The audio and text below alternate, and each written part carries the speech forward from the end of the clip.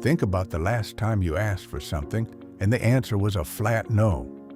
Maybe it was a budget increase at work, a favor from a friend, or even just getting a toddler to put on their shoes. In that moment, it feels like there is an immovable wall between what you want and what they are willing to do. You might think the problem is your logic or your tone, but usually it's because you are fighting against the way the human brain is wired to protect itself.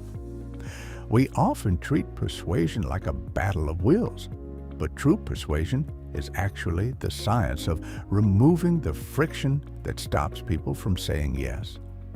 It is the psychology of how we make choices, and more importantly, how those choices are influenced by invisible triggers.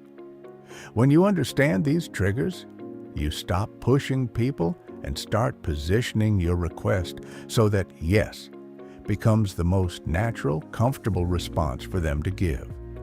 One of the most powerful triggers is something called reciprocity.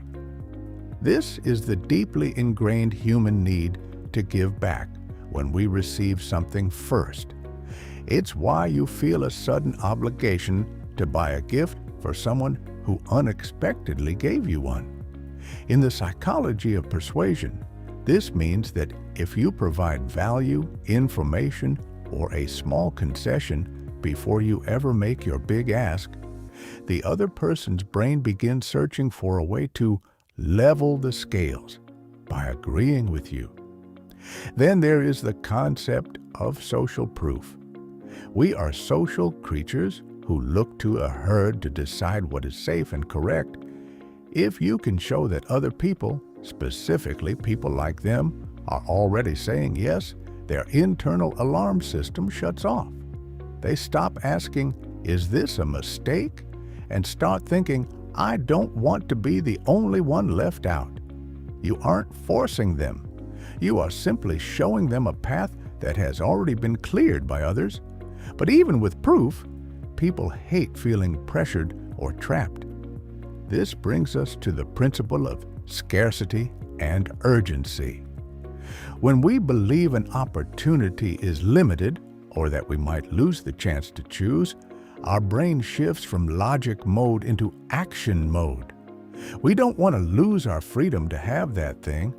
By highlighting what someone stands to lose if they don't act now, you aren't being manipulative. You are surfacing the true cost of their hesitation. The most overlooked part of getting to yes is consistency. People have an intense psychological need to be seen as consistent with their past words and actions. If you can get someone to agree to a tiny, effortless yes early on, they are significantly more likely to agree to a much larger request later. Their brain tells them, "I am the kind of person who supports this," and saying no later would feel like a betrayal of their own identity. Finally, none of these triggers work if there isn't liking and authority. We say yes to people we enjoy and people we trust as experts. This isn't about being a people pleaser.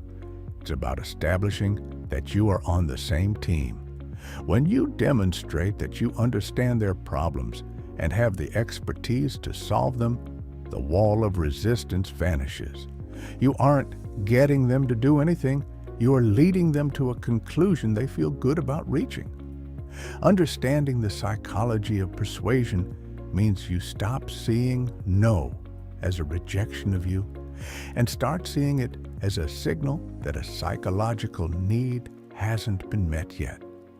When you stop pitching and start addressing the way people actually process information, you gain a level of control that feels like magic.